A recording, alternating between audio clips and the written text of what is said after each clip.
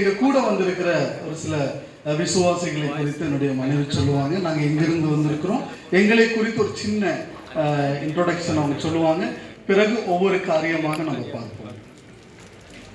கர்த்தருடைய பரிசுநாமத்துக்கு மகிமை உண்டாகட்டும்.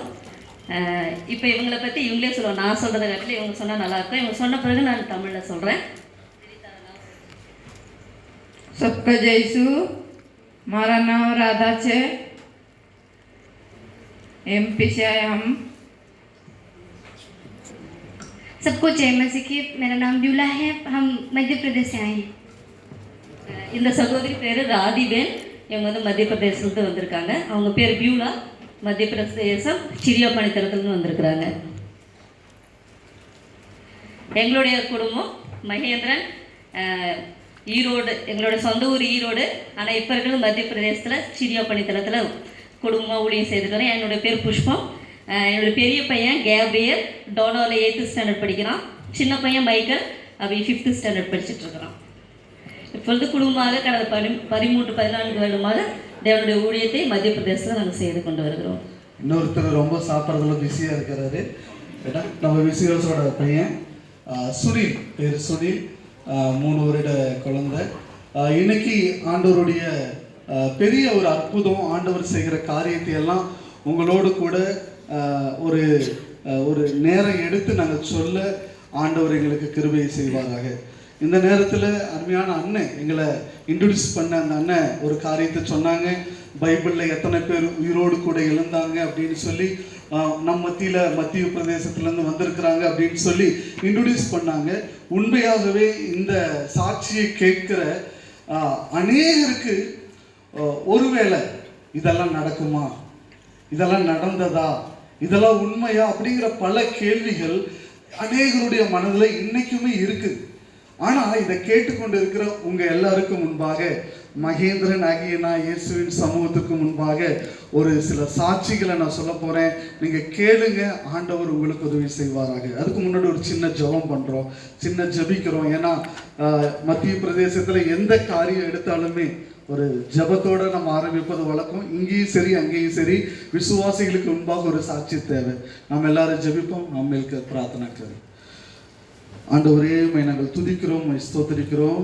இந்த ஆண்டவரே, சென்னை பட்டணத்திற்கு எங்களை ஆண்டவரே ஒரு குழுவாக கொண்டு வந்திருக்கிறீங்க. நீர் செய்த மகத்துவமான காரியத்தை இங்கே இருக்கிற பிள்ளைகளுக்கு, இங்கே இருக்கிற வாலிபர்களுக்கு, இங்கே இருக்கிற ஆண்டவரே உம்முடைய ஆண்டவரே பிள்ளைகளுக்கு சொல்லும்படியாக எங்களை அழைத்து வந்தபடியினாலே நன்றி அப்பா.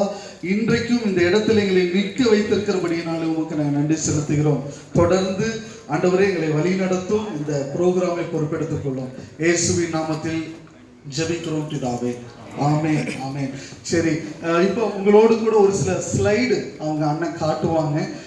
அதை நான் உங்களுக்கு காண்பிச்சு பிறகு இவங்களை குறித்து நான் சொன்னால் நல்லா இருக்கும்னு நினைக்கிறேன். ஒரு 2 சேர் கொடுத்துட்டிங்கன்னா இவங்க உட்காருவாங்க. பிறகு ஒரு 2 சேர் இவங்களை ஒரு இடத்துல உட்கார வைப்போம். இவங்களுக்கும் நாங்கள் பேசுறதுக்கு நம்ம நேரம் தரப்போகிறோம்.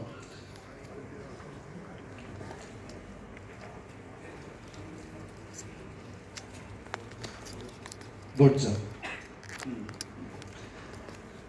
நீங்க இப்ப நான் சொல்றதையும் நீங்க கேட்கலாம். அது மாதிரி அந்த ஸ்லைட்ல வர அந்த போட்டோஸை நீங்க பார்க்கலாம்.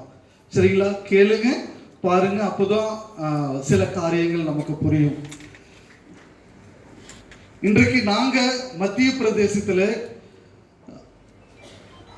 கண்டுவா என்கிற பிராந்தியம், சிரியா என்று சொல்லக்கூடிய ஒரு சின்ன கிராமம் பனித்தளத்தில் இருந்து நாங்கள் இன்றைக்கு உங்கள் மத்தியில் நாங்கள் வந்திருக்கிறோம். என்னுடைய பேர் மகேந்திரன், என்னுடைய மனைவி பேர் புஷ்பம். அவங்க சொன்னாங்க கேப்ரியல், மிக்காயல் 2 பசங்க இருக்கிறாங்கன்ட்டு. ஆனால் இன்னைக்கு ஒரு பெரிய ஒரு அற்புதத்தை ஆண்டவருக்கு முன்பாக இந்த திருச்சபையில் இந்த இடத்துல சொல்லக்கூடிய ஒரு வாய்ப்பை ஆண்டவர் எனக்கு முதலாக தருகிறார். அல்லேலூயா. எத்தனையோ நாள் ட்ரை பண்ணியிருக்கிறோம், முடியல. ஆனால் ஃபர்ஸ்ட் டைம் உங்க மத்தியில் இந்த ஒரு சாட்சியை சொல்லுவதற்கு ஆண்டவர் ஒரு வாய்ப்பை கொடுத்துருக்காரு. இந்த ஸ்லைடை நீங்க பாருங்க. இந்த ஸ்லைட்ல இருக்கிற இந்த குழந்தையோட பேர் என்னன்னா, என்ன பேருங்க? சுமிலி. இந்த குழந்தையோட பேரு சுமிலி. இந்த போட்டோ எடுக்கும்போது இந்த குழந்தைக்கு வயசு ஒரு 3 வயசு இருக்கலாம், 3 வயசு. ஆனா நான் இப்ப சொல்ற இந்த சாட்சி ஒரு கிராமத்துல நடந்த ஒரு சம்பவம். அந்த கிராமத்தோட பேர் என்னன்னா பஜார் குதிரா. அந்த கிராமத்தை நீங்க பார்க்கலாம். ஓரலா அட் பிரசன்ட் அந்த பஜார் குதிரா இப்படிதான். இது மலை பகுதிகளிலே இருக்கிற ஒரு கிராமம். மத்திய பிரதேசத்துல அநேக கிராமங்கள் மலைகளிலே இருக்குது. இன்னும் சொல்ல போனா மத்திய பிரதேசத்துல ஆதிவாசி மக்கள் நிறைந்த ஒரு மாநிலம் எதுனா அது மத்திய பிரதேசம் தான். இப்ப நாங்க ஊழியம் செய்கின்ற இந்த பகுதிகள் கூட பீல் என்று சொல்லக்கூடிய ஆதிவாசி மக்கள் நிறைந்த ஒரு பகுதி. பீல், பரேலா என்று சொல்லக்கூடிய ஆதிவாசி மக்கள் கூட்டங்கள் இருக்காங்க. பிலாலா என்று சொல்லக்கூடிய ஆதிவாசி மக்கள் கூட்டங்கள் இருக்காங்க. கொருக்கு என்று சொல்லக்கூடிய கூட்டங்கள். இப்படி ஏறத்தாழ 700க்கும் மேற்பட்ட ஆதிவாசி மக்கள் நிறைந்த ஒரு மாநிலம். ஒரு அலையிலியா சொல்லலாமா? நல்ல கவனிங்க. 700க்கும் மேற்பட்ட ஆதிவாசி மக்கள் இருக்கிற அந்த மாநிலத்துல ஆண்டவருடைய ஊழியம் அப்படின்னு சொல்லி பார்த்தா வெறும் 12 ஆதிவாசி மக்கள் மத்தியில மட்டும்தான் ஊழியங்கள் இப்ப நடந்துகிட்டு இருக்குது. எத்தனை சொல்லுங்க? 12. அது கண்டுவா பிராந்தியத்தில அப்படிப்பட்ட 12 மக்கள் கூட்டத்தின் மத்தியில நாங்க ஊழியம் செய்து வருகிறோம். அப்படிப்பட்ட மக்கள் வாழுகிற ஒரு பகுதி, ஒரு சின்ன கிராமம் தான் இந்த பஜார் குதிரா கிராமம். எத்தனை வீடு தெரியுங்களா இருக்கும்? அதிகபட்சமா ஒரு 80 வீடுகள் மட்டும்தான் இருக்கும். மலை பகுதி. இந்த கிராமத்துல கரண்ட் கிடையாது. இந்த கிராமத்துல நல்ல வழிகள் இல்லை, ஹைவே ரோடு கிடையாது. இந்த கிராமத்துல 2024 நவம்பர்ல தான் புதுசா ஒரு டவர் போட்டிருக்காங்க, ஜியோ டவர். போன ஆண்டு. ஏன்னா இப்பதான் ஃபர்ஸ்ட் முறையா அந்த கிராமத்துல டவரே வந்திருக்குது. இந்த பஜார் குதிரா கிராமத்தை குறித்து நான் ஏன் இவ்வளவு தூரம் சொல்றேன்னா, இந்த சுமிலி அப்படிங்கிற இந்த சின்ன பாப்பா இந்த கிராமத்துல பிறந்து வளர்ந்தவள். அளவு நல்லா கவனிங்க. இந்த கிராமத்துல பிறந்து வளர்ந்தவள் இந்த குழந்தை.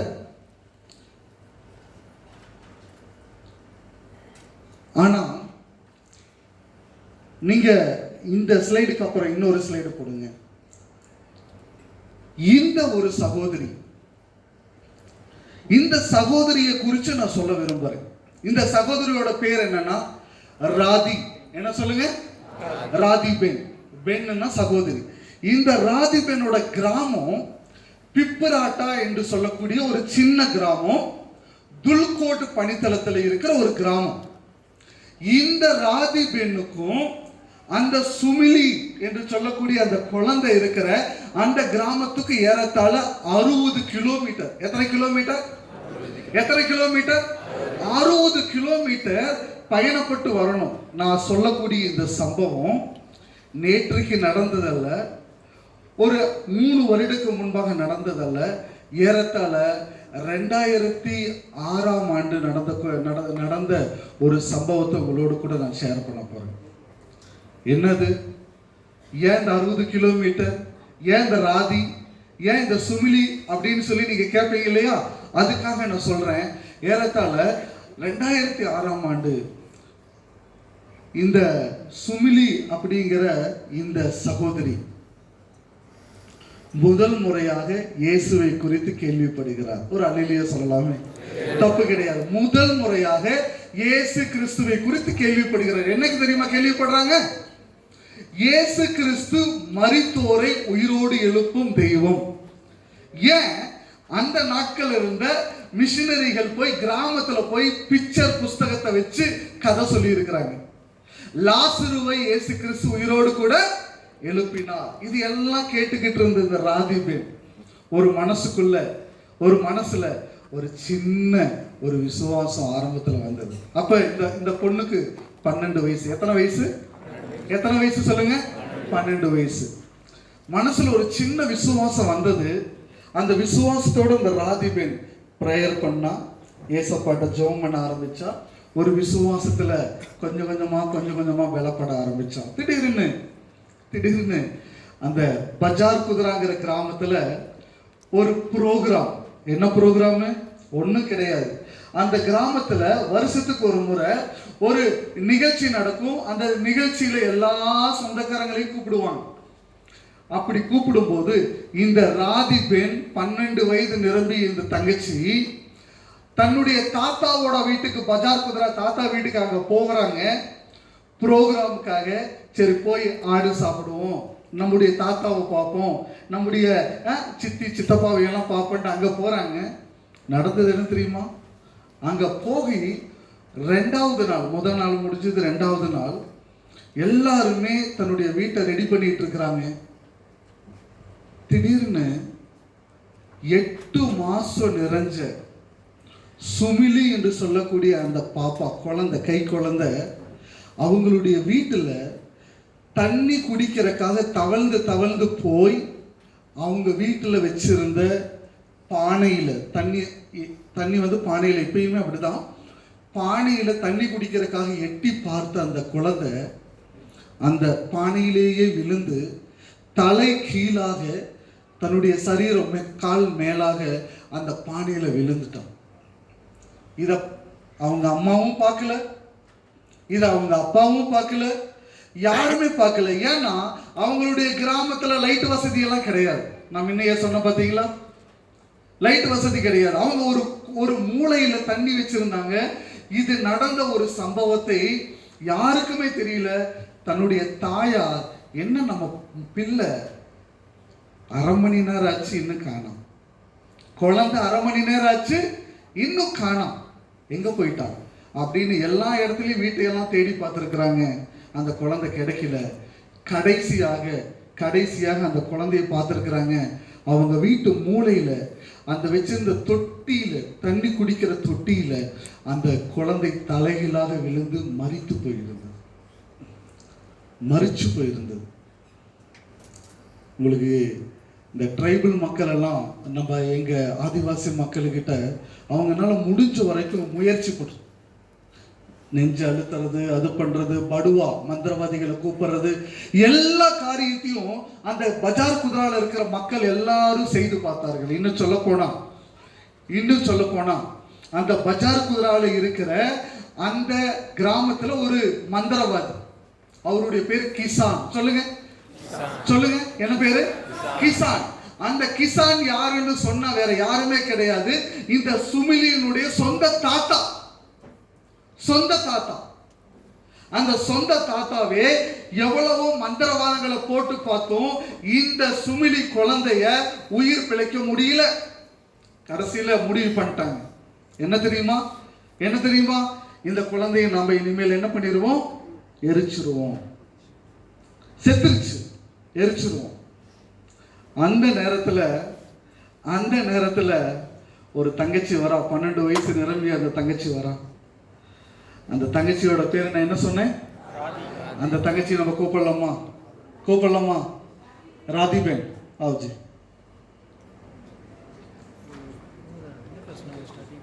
ஆண்டவருக்கு மகிழ்வு, கரங்களை தட்டுறீங்களா?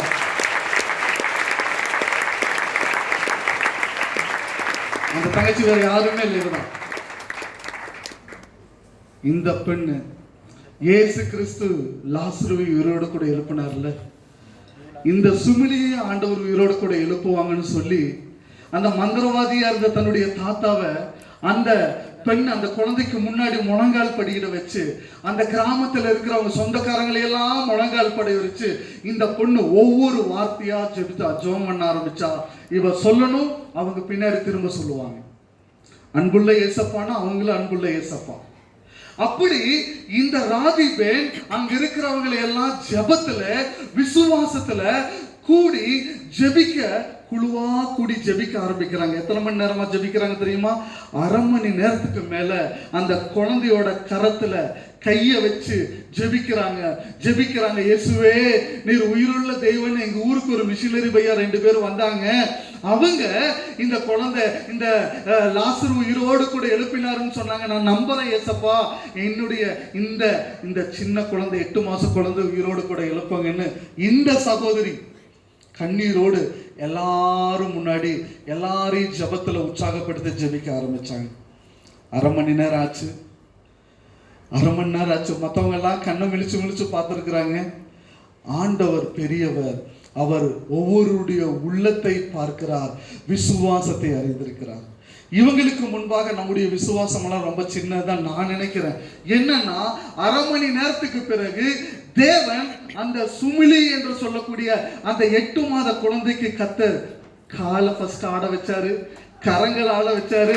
கொஞ்சம் கொஞ்சமா அந்த குழந்தை எழுப்பி நின்றது. அந்த குழந்தை நல்ல கவனிங்க, அந்த குழந்தை எழுப்பி நின்றது. அந்த குழந்தைக்கு பசி எடுக்க ஆரம்பித்ததா. அங்க இருக்கிறவங்களுக்கெல்லாம் கண்ணுல அழுகுதான் வந்ததா.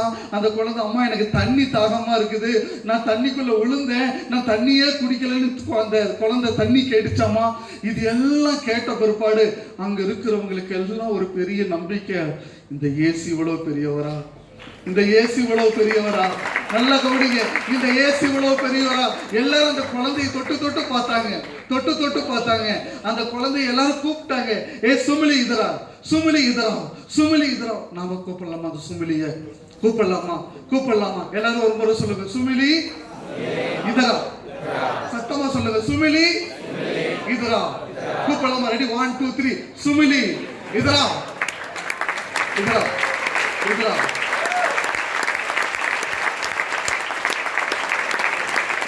எங்க ஊர் ஸ்டைல்ல ஒரு அல்லேலூயா சொல்லுவோம், போலோ பிரபு ஈசு மசீஹ் கி ஜெய். சத்தமா சொல்லுங்க, ஜெய், ஆமென்.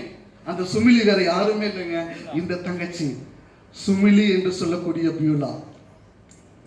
சுமிலி என்று சொல்லக்கூடிய பியூலா. அன்னைக்கு நடந்த ஒரு காரியம் என்ன தெரியுமா? மந்திரவாதியா இருந்த கிசான் பாபா, இந்த போட்டோல பாருங்க, இது அவங்க பாபா. மந்திரவாதியா இருந்த கிசான் பாபா தன்னுடைய பிள்ளைங்க எல்லாரையும் கூப்பிட்டாரு. அவங்க குடும்பமா வந்தாங்க. அந்த ஒரு நாளில் 42 பேர் ஞானஸ்தானம் பெற்றாங்க. அந்த ஒரே நாள் 42 பேரும் அறிக்கையிட்டார்கள், உலகத்திலே உண்மையான தெய்வம் ஒன்று இருந்தால் இயேசு கிறிஸ்து மட்டுமே அந்த தெய்வம்னு அந்த கிசான் பாபா தன்னுடைய மந்திரவாத தொழிலை விட்டு இயேசுவை சொந்த ரட்சகரை ஏற்றுக்கொண்டார். 42 பேரும் அன்றைக்கு ஆண்டவரை முழு ரட்சகராக ஏற்றுக்கொண்டாங்க. இன்னைக்கு அந்த நாட்களில் எல்லாரும் முடிவு பண்ணாங்க, இப்படிப்பட்ட தேவனுக்காக நாம ஒரு காரியத்தை செய்யணும். என்ன செய்யணும்? இந்த சுமிலியை ஆண்டவர் உயிரோடு கூட எழுப்பினாரே, அந்த தெய்வத்திற்காக ஒரு திருச்சபை கட்ட வேணும்னு எந்த இடத்துல அவளை உயிரோடு கூட எழுப்பினார்களோ அந்த இடத்துல இந்த திருச்சபை கட்டப்பட்டிருக்கிறது.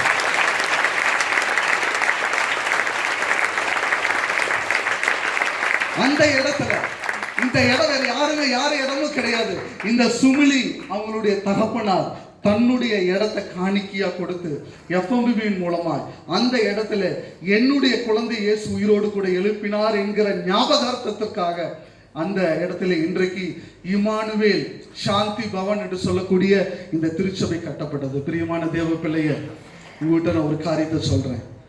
ஒருவேளை உங்களுடைய நம்பிக்கை விசுவாசமும் குறைஞ்சிருந்துச்சுன்னா இன்னைக்கு அந்த விசுவாசத்தையும் நம்பிக்கையும் கொஞ்சம் பெருசாக்குங்க. ஏன் தெரியுமா? நாம் ஆராதிக்கிற கர்த்தர் ஜீவன் உள்ளவர். ஆமென், ஹல்லேலூயா. இதுக்கப்புறம் நடந்த ஒரு சில காரியத்தை நான் சொல்றேன் பாருங்க. அடுத்தது, இந்த சுமலிக்காக இப்படி திருச்சபை கட்டப்பட்ட பிறகு அந்த திருச்சபையில 42 பேர் 60 பேர் ஆனார்கள், 60 பேர் 90 பேர் ஆனார்கள். இன்றைக்கு ஒவ்வொரு ஆராதனையிலையும் 120 130 பேர் தேவனை ஆராதிக்கிறார்கள். அல்லேலூயா, அல்லேலூயா. இப்படி மட்டும் இது மாத்திரம் கிடையாது. வருஷத்துக்கு ஒரு முறை, வருடத்திற்கு ஒரு முறை அதே பஜார் குதிரை கிராமத்தில் தேவனுடைய நாம மகிமைக்காக இந்த சுமிலியை நினைச்சும் இயேசு கிறிஸ்து உயிருள்ளவர் என்று சொல்லியும் நாங்கள் ஒரு மேளாவை நடத்துகிறோம். அந்த மேளா போலீஸ் பர்மிஷனோட 3 நாட்கள் மத்திய பிரதேசத்தில் சிரியா என்று சொல்லக்கூடிய பணித்தளத்திலே பஜார் குதிரா என்று சொல்லக்கூடிய அந்த கிராமத்திலே நடக்கிற மேளா. அந்த வீடியோ ஆன் பண்ணுங்க.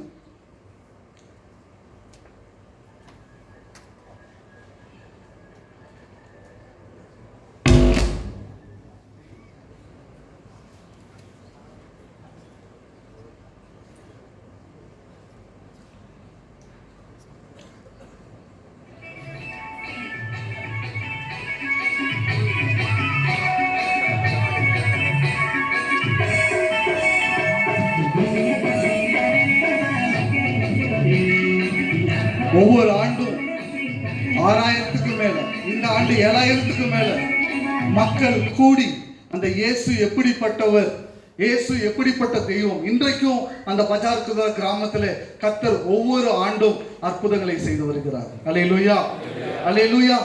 இது ஏன் இவ்வளவு தூரம் சொல்றேன்னா, நல்ல கவனிங்க. எனக்கு ஒரு கேள்வி என்னன்னா, இந்த ராதி பெண்ணுக்கு, இந்த ராதி தங்கச்சிக்கு இயேசுவை குறித்து யார் சொன்னா? இயேசுவை குறித்து யார் சொன்னா? அந்த காரியத்தை உங்களோட நான் ஷேர் பண்ணும்போது எனக்கு ரொம்ப சந்தோஷமா இருக்குது. என் மூலமாய் நடந்தது கிடையாது. யார் சொன்னாங்க அப்படின்னா, நல்ல கவனிங்க. உங்களை போல 2 இளைஞர்கள், உங்களை போல 2 வாலிபர்கள். ஒரு வாலிபன் கன்னியாகுமரியிலிருந்து புறப்பட்டான், இன்னொரு வாலிபன் ஒரிசாவிலிருந்து புறப்பட்டான். அவங்க 2 பேரும் தன்னுடைய வாழ்க்கையை இயேசுவுக்கு ஒப்பு கொடுத்து அவர்கள் துல்கோட் என்று சொல்லக்கூடிய பணித்தளத்தில் அமர்த்தப்பட்டார்கள். சைக்கிள்ல போய் அந்த 2 வாலிபர்களும் ஊழியம் செய்தார்கள். அந்த 2 வாலிபர்களும் இணைந்து இவர்களுடைய பசாலி என்று சொல்லக்கூடிய கிராமத்திற்கு போனார்கள். அந்த 2 வாலிபர்களும் ஊழியம் செய்தார்கள். அவர்களுடைய போட்டோவை நான் காட்டுறேன். அவர்கள் யார் என்று சொல்லி. அவர்கள் இருங்க, அவங்க யாருங்க சொல்லுங்க, படிங்க. அவங்க யாரு? வினு என்று சொல்லக்கூடிய அருமையான அண்ணனும், இந்த இடத்துல கருணாகர் என்று சொல்லக்கூடிய அருமையான மிஷினரி அண்ணனும் தான். வாலிபத்தில் இவர்கள் அங்கு போய் இயேசுவை குறித்து சொல்ல ஆரம்பித்தார்கள். நான் கேட்டேன், வினு அண்ணங்கிட்ட கேட்டேன், அண்ணன் நீங்க எப்படி ஊழியத்துக்கு வந்தீங்க? அண்ணன் ஒன்று சொன்னாரு, மகேந்திரன் எனக்கு ஊழியத்துக்கு வரணும்னு என்ன இல்லை, நான் வந்து மிலிட்ரி ஆகணும்னு நான் நினைச்சேன். ஏன்னா என்னுடைய ஆசை, என்னுடைய அண்ணன்மார்கள்லாம் மிலிட்ரியில் இருக்கிறாங்க, அப்படிதான் நினைச்சேன். ஆனால் இயேசு கிறிஸ்து என்னை அழைத்தார். கருணாகர் அண்ணன்கிட்ட நான் கேட்டேன், அண்ணன் நீங்க எப்படி வந்தீங்கன்னு கேட்டேன். அவரு சொன்னாரு, நான் வக்கீலாக வேண்டும் என்று சொல்லி நினைத்து படித்தேன். ஆனால் இயேசு கிறிஸ்து நான் என்னுடைய படிப்பை முடித்து, வக்கீல் படிப்பை முடித்து நான் மிஷினரியாக நான் ஆண்டவருடைய மத்திய பிரதேசத்துக்கு வந்தேன் என்று சொன்னார்கள். பிரியமானவர்களே, இப்படி ஒரு அண்ணன் கன்னியாகுமரியிலிருந்தும் இன்னொரு அண்ணன் ஒடிசாவிலிருந்து புறப்பட்டு அவர்கள் ஆரம்பித்த ஒரு சின்ன எளிமையான ஒரு ஆரம்பம் தான், ஒரு சின்ன விதை தான் விதைத்தார்கள். இயேசுவை குறித்து சின்ன பிள்ளையா இருந்த ராதிக்கு அவர்கள் இயேசுவை குறித்து சொன்னார்கள். ஆனா இந்த ஒரு ராதியின் மூலமாக, இந்த ராதியினுடைய ஜெபத்தின் மூலமாக ஒரு பணித்தளம் உருவானது. அல்லேலூயா சொல்லலாமா? ஒரு பணித்தளம் உருவானது. இந்த மகள் போய் அங்கு ஜெபிக்காது இருந்திருந்தால், வினு என்று சொல்லக்கூடிய அண்ணனும் கருணாகர் என்று சொல்லக்கூடிய அண்ணனும் இந்த மகளுக்கு இயேசுவை குறித்து ஒருவேளை சொல்லவில்லை என்றால் இந்த ஆசீர்வாதம் நடந்திருக்காது. என்ன ஆசீர்வாதம்? முன்பாக போங்க, இதுக்கு முன்னாடி போங்க. இன்றைக்கு இந்த சிரியா என்று சொல்லக்கூடிய பணித்தளத்தில் எத்தனை விசுவாசிகள் இருக்கிறாங்க தெரியுமா? 1615 பேர் இயேசுவை குறித்து கேள்விப்பட்டிருக்க மாட்டாங்க. ஏன்? இந்த சகோதரி அங்கு போய் ஜெபிக்காத இருந்திருந்தா பணித்தளம் ஓப்பனா இருந்திருக்காது. மிஷினரியா இருக்கிற அண்ணன்கள் இயேசுவை குறித்து சொல்லாமல் இருந்தால் 1615 பேர் இயேசுவை கேள்விப்பட்டிருக்க மாட்டாங்க. அது மட்டுமா, 4 திருச்சபைகள், பஜார் குதிரை திருச்சபை, கரியிலே திருச்சபை, இன்னும் செம்மல்கோட்டை என்கிற கிராமத்தில் திருச்சபை, இன்னும் பாமன்பூரி என்கிற கிராமத்தில் திருச்சபை. இந்த திருச்சபைகள் உருவாயிருக்காது. 38 ஆராதனை குழுக்கள் உருவாயிருக்கிறாது. அது மட்டுமல்ல, 22 சுதேச ஊழியர்கள் இன்றைக்கு உருவாயிருக்க மாட்டார்கள். இன்னும் சொல்ல போனா, சிரியாவில் 2 வாலிப தம்பி தங்கச்சி ஹரியானா பகுதியில் மிஷினரியா இன்றைக்கு போயிருக்கிறாங்க. அவர்களும் போயிருக்க மாட்டார்கள். இவ்வளவு பெரிய ஆசீர்வாதம் எல்லாம் நிறைஞ்சதுக்கு காரணம் என்ன தெரியுங்களா? என்ன தெரியுமா? அந்த 2 வாலிபர்கள் தங்கள் வாழ்க்கையை இயேசுவுக்காக ஒப்பு கொடுத்து போனார்கள், விதைத்தார்கள். ஆண்டவர் கனியை கொடுத்தார். இந்த கனியின் மூலமாய் 1615 பேர் இயேசுவை ஏற்றுக்கொண்டார்கள். பிரியமானவர்கள், அருமையான சகோதரனே சகோதரியே, அந்த அண்ணனுக்கு மிலிட்ரி ஆகணும்னு ஆசை இருந்தது உண்மைதான். ஆனா இயேசு அழைத்த போது தாமதிக்கல. கருணாகர் அண்ணனுக்கு வக்கீல் ஆகணும்னு ஆசை இருந்ததுதான். ஆனா இயேசு கிறிஸ்து ஊழியத்துக்கு அழைக்கும் போது தன்னுடைய மனசை கடினப்படுத்தல, ஒப்பு கொடுத்தாங்க. அதன் விளைவாக இன்றைக்கு நீங்க கூட அந்த சிறிய பணித்தளத்தில் இன்றைக்கு பொறுப்பாக அந்த இடத்துல ஊழியம் நாங்கள் செய்து கொண்டு வருகிறோம். வந்து பாருங்கள், வந்து பாருங்கள். ஒரு சாட்சியை நான் சொல்றேன். நான் அந்த சிறிய பணித்தளத்துல போயிருக்கும் பொழுது ஒரு கண் தெரியாத ஒரு தம்பியை நான் கவனிச்சேன். அந்த தம்பி போட்டோ நான் நீங்க பார்த்தீங்கன்னா நல்லா இருக்கும். நிறுத்துங்க. இந்த தம்பியோட பேர் என்ன தெரியுமா? பிந்து. என்ன பேருங்க? பிந்து. தாயின் கருவில பிறக்கும் போதே கண் பார்வை தெரியாதவனாய் பிறந்தான். இந்த பிந்துக்கு என்ன வேலை? எப்ப நடக்க ஆரம்பித்தானோ அந்த நாள் முதற்கொண்டு இந்த பிந்துவோட அம்மா இந்த பிந்துவை பிச்சை எடுக்கிற வேலைக்காக யூஸ் பண்ணிட்டு இருந்தாங்க. எதுக்காக சொல்லுங்க? எதுக்காக? பிச்சை எடுப்பது. எங்க? புசாவில் இருந்து டெல்லி வரைக்கும் ரயில் காடியில போறது, ட்ரெயின்ல போறது. இந்த பிந்துவோட வேலை என்ன தெரியுமா? பிச்சை எடுக்கிற வேலை. சின்ன குழந்தை வாலிபன் ஆன பிறகு தம்பி தங்கச்சி நல்லா கவனிங்க. வாலிபன் ஆன பிறகு ஒரு காரியம் நடந்தது. என்ன தெரியுமா நடந்ததுங்க? யாரோ ஒருவர் டெல்லி என்று சொல்லக்கூடிய பட்டணத்திலே இந்த பிந்துவுக்கு இயேசுவை குறித்து சொன்னார்கள். ஒரு கரங்களை தட்டுவோமா? கண் தெரியாத ஒரு தம்பி, யாரோ ஒருத்தர் இயேசு கிறிஸ்துவை குறித்து இந்த பிந்துக்கு சொல்லி, நீ நம்புப்பா, இந்த இயேசு கிறிஸ்து உனக்கு உதவி செய்வாருன்னு சொல்லிட்டு போயிட்டாங்க. இந்த தம்பி என்ன பண்ணார் தெரியுங்களா? பிட்டு அந்த வார்த்தையை கேட்ட உடனேயே தன்னுடைய பிச்சை எடுக்கிற தொழிலை விட்டுட்டு நேரா சிரியா நாங்க இருக்கிற கிராமத்துக்கு வந்துட்டார். ஏன்? இயேசு கிறிஸ்து வழி செய்வார், இயேசு கிறிஸ்து உதவி செய்வார். வந்த அந்த தம்பி நேரா எங்க வீட்டுக்கு வந்தார். எங்க வீட்டுக்கு வந்து, பையா எனக்கு ஒரு அக்கா என்னுடைய ட்ரெயின்ல இயேசுவை குறித்து ஒரு 2 நிமிஷம் தான் சொன்னாங்க. எனக்கு நல்லா இருந்தது. நீங்க எனக்கு அந்த இயேசுவை பத்தி எல்லாம் முழுசா சொல்லி கொடுக்குறீங்களான்னு கேட்டார். அவங்கள வீட்டில் உட்கார வச்சு அந்த தம்பிக்கு இயேசுவை குறித்து சொல்ல ஆரம்பித்தோம். உங்களுக்கு தெரியுமா, அந்த சுவிசேஷத்தை கேட்ட அந்த பிண்டு, எங்க வீட்டிலிருந்து புறப்பட்ட அந்த பிண்டு தன்னுடைய கிராமத்துக்கு போய் கண் தெரியாம இருக்கிற, எந்த ஒரு துணையும் இல்லாம தடவி தடவி தடவி தடவி ஒவ்வொரு கிராமத்திலேயும் ஒவ்வொரு வீட்டிலேயும் போய் அந்த இயேசு கிறிஸ்துவை குறித்து சுவிசேஷம் சொல்ல ஆரம்பித்தார். இந்த பிந்துவின் மூலமாய் இன்றைக்கு 64 பேர் ஞானஸ்தானம் எடுத்திருக்கிறார்கள். எத்தனை பேர் சொல்லுங்க? 64 பேர். பட்டேல் பள்ளியா என்று சொல்லக்கூடிய ஒரு சின்ன கிராமம், கண் தெரியாத ஒரு பிண்டு, ஒரு நாட்கள்ல பிச்சை எடுத்துக் கொண்டிருந்த பிண்டு, இயேசு கிறிஸ்து நல்லவர், அவரை குறித்து கேள்விப்பட்ட உடனேயே இயேசுவை சொல்ல ஆரம்பித்தான். இன்னைக்கு 64 பேர் இந்த ஒரு கண் தெரியாத பிண்டுவின் மூலமாக இயேசுவை ஏற்றுக்கொண்டு ஞானஸ்தானம் பெற்றிருக்கிறார்கள். தம்பி தங்கச்சி, எனக்கு ஒரே ஒரு கேள்விதான். அடுத்த ஒரு ஸ்லைடை நீங்க போடுங்களேன். அடுத்த ஒரு ஸ்லைடை போடுங்க. இந்த ஒரு கேள்வியோட தான் நான் இன்றைக்கு உங்க மத்தியில வந்திருக்கிறேன். இந்த ஒரு கேள்வியோட தான். என்னன்னா, மகேந்திரன், என் பேரு மகேந்திரன். நான் படிப்புல அந்த அளவுக்கெல்லாம் கிடையாது, தெரியும். புஷ்பக்கா பேசுறதுல 1ஆம் நம்பர் பைந்தாங்குழி. எப்ப இயேசுவை ஊழியத்துக்கு ஒப்பு கொடுக்காத முன்ன எல்லா தகுதியும் இருக்குதானா? இல்ல. ஆனா ஒண்ணே ஒண்ணு தெரிஞ்சது எங்க 2 பேத்துக்கும், இந்த வாலிபத்தை நம்ம இயேசுவுக்கு கொடுப்போம், ஏசப்பாவுக்கு ஊழியம் செய்வோம். அது எவ்வளவு கடினமான இடமா இருந்தாலும் அந்த வாலிபத்தை ஆண்டவர் கொடுத்து போவோம்னு சொல்லி நாங்க எண்ணெயம் என்று சொல்லக்கூடிய சென்டர்ல ஒப்பு கொடுத்தோம். ஏசப்பா எங்களை இமாச்சல் அனுப்புங்க ஆண்டவரே, இல்லைன்னா அடிக்கடி மத்திய பிரதேசத்துல இந்த கண்டுவான்னு சொல்லக்கூடிய பணித்தளத்துல ஜெயிலுக்கு போயிட்டே இருக்கிறாங்க. ஆண்டவரே, ஊழியம் செய்வது ரொம்ப கஷ்டமாமா.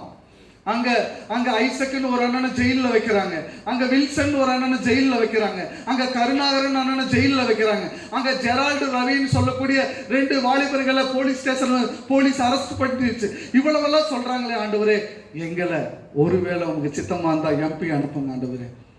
எம்பி அனுப்புங்க. எந்த இடம் கடினமா இருக்குதோ எங்க வாலிபத்தை அங்க கொடுக்குற ஆண்டவரே.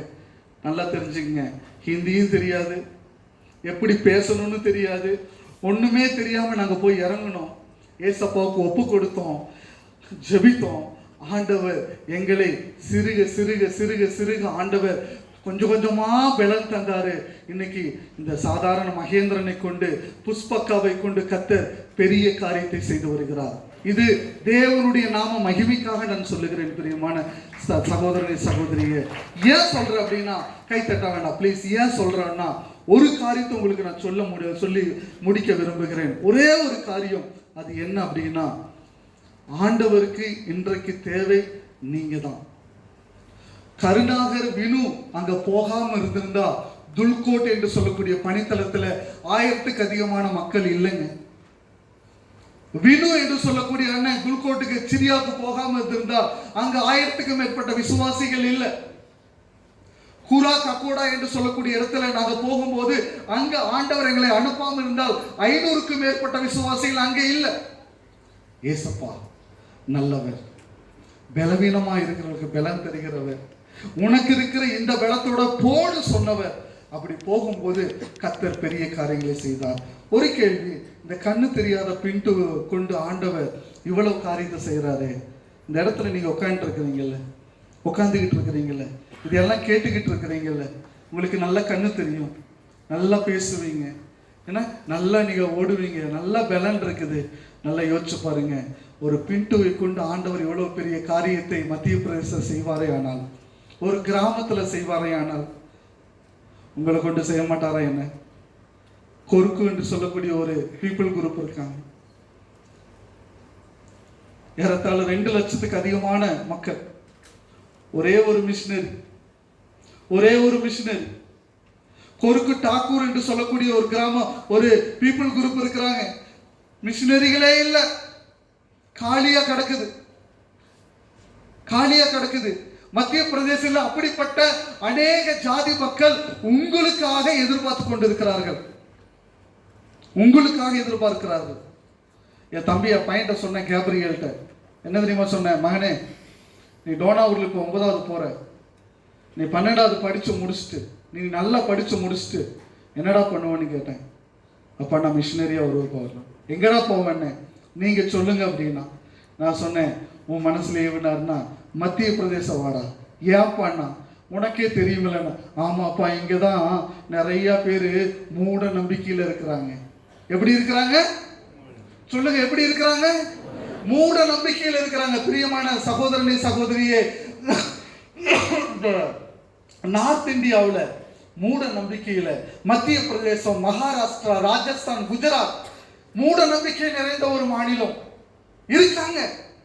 அவங்களை விடுவிக்கிறது யாருங்க? ஆண்டவர். உங்களையும் என்னையும் தான் அவர் எதிர்பார்க்கிறார். உங்க மேலேயும் என் மேலேயும் நம்பிக்கை வச்சுதான் ஏசப்பா அங்க போன்னு சொல்லி அழைக்கிறார். தயவு செய்து என்னுடைய 2 கரங்களை கூப்பி உங்கள்கிட்ட அன்போடு தாழ்மையோடு நான் கேட்கிற ஒரு காரியம் என்னன்னா, தேவன் அழைக்கின்ற அந்த அழைப்பை அசட்டை செய்யாதீர்கள். ஆண்டவர் உங்களோட பேசுறாங்கன்னா தைரியமா கிளம்பி வாங்க. ஏன்னா எனக்கு தெரியும், என்னை காட்டிலும் நீங்கள் பலசாலிகள், என்னை காட்டிலும் நீங்கள் பெரிய ஞானவான்கள், என்னை காட்டிலும் உங்களால பெரிய காரியத்தை செய்ய முடியும் இயேசுவுக்காக. அல்லேலூயா, அல்லேலூயா. செய்ய முடியும். தம்பி தங்கச்சி, சின்ன பிள்ளைங்க, சின்ன 12 வயசு பிள்ளைங்க செத்து போறாங்க தெரியுமா? வாலிப தங்கச்சிகளுக்கு சொல்றேன், போன 10 நாளைக்கு முன்னாடி எங்க வீட்டு முன்னாடி செத்து போயிட்டாங்க. நான் போய் கேட்டேன், எப்படி? டெலிவரி ஆகும்போது செத்துட்டான். டெலிவரி ஆகும்போது? ஆமா. அந்த பிள்ளையை போய் பார்த்தேன், சின்ன வயசு. நான் கேட்டேன், எத்தனை வயசு இருக்குன்னு. அவங்க வயசெல்லாம் தெரியாது தம்பி, செத்துட்டா தம்பி. நான் ஒன்று கேட்டேன், ஆதார் கார்டு இருக்கான்னு. ஆதார் கார்டில் பார்த்தா அந்த பிள்ளைக்கு வயசு எவ்வளோ தெரியுமா? 11 வயசு. எத்தனை வயசு? 11 வயசு. 11 வயசு பிள்ளைக்கு கல்யாணம் பண்ணி அந்த குழந்தைக்கு டெலிவரி ஆகும்போது குழந்தையும் செத்து, அந்த பொண்ணும் செத்து, தூக்கிட்டு போற அந்த காட்சிகளை இங்க நாங்கள் பார்த்துக்கிட்டு இருக்கிறோம். பிரியமானவர்களே, தங்கச்சி, தம்பி, அன்பா கேட்கிறேன், மூட நம்பிக்கைகள் நிறைந்த அந்த பகுதி, இருளில் வாழ்ந்து கொண்டு இருக்கிறவங்க, அவங்களுக்கு இயேசுங்கிற அந்த ஒளியை ஏற்றிருக்காங்க யாருமே இல்லை. நிறைய பணித்தலங்கள் காலியா கிடக்குது. நிறைய டிஸ்ட்ரிக்ட்ல போவதற்கு ஆட்கள் இல்லாம இருக்காங்க. இந்த சுமிலி, இந்த ராதி, இந்த பிண்டு, இன்னும் சொல்ல பொங்குடி அப்படின்னு ஒரு அம்மா இருக்காங்க. அந்த ஒரு அம்மானால 146 பேர் ஆண்டவர் ஏத்துக்கிட்டாங்க. இவங்கெல்லாம் படிப்பறிவு இல்லாதவங்கம்மா, படிப்பறிவு இல்லாதவங்க. இன்னைக்கு இந்த தேசத்தை ஆண்டவர் நம்ம கையில கொடுக்கிறாரு. உங்களை இந்த மீட்டிங் கூட்டிட்டு வந்திருக்கிறாருன்னா எனக்கு ரொம்ப சந்தோஷமா இருக்குது. வாங்க வாங்க, கர்த்தர் உங்களை அழைக்கிறார். வாங்க, ஆண்டவருக்காக ஒரு பெரிய காரியத்தை நம்ம செய்வோம். மத்திய பிரதேசம் மட்டுமல்ல, வட மாநிலம் எல்லாம் உங்களுடைய வருகைக்காக ஒரு கூட்ட ஜனங்கள் காத்து கொண்டு இருக்கிறார்கள். எங்களுக்கு இயேசுவை பத்தி சொல்றதுக்கு யாரும் வரமாட்டாங்களா?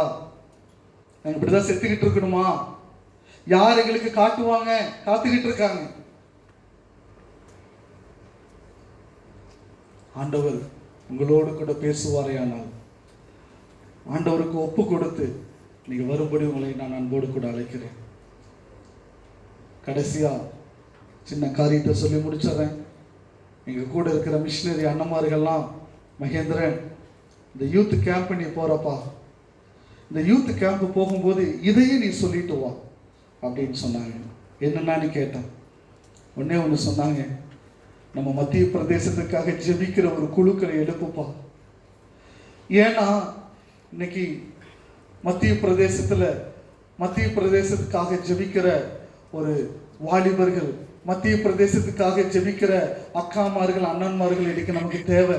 இன்னைக்கு ஜபங்கள் இருக்கும்போது சீக்கிரமாக நம்முடைய மத்திய பிரதேசத்தை நம்ம ரீச் பண்ண முடியும். இன்னைக்கு நமக்கு ஜபம் தான் தேவைன்னு சொன்னாங்க.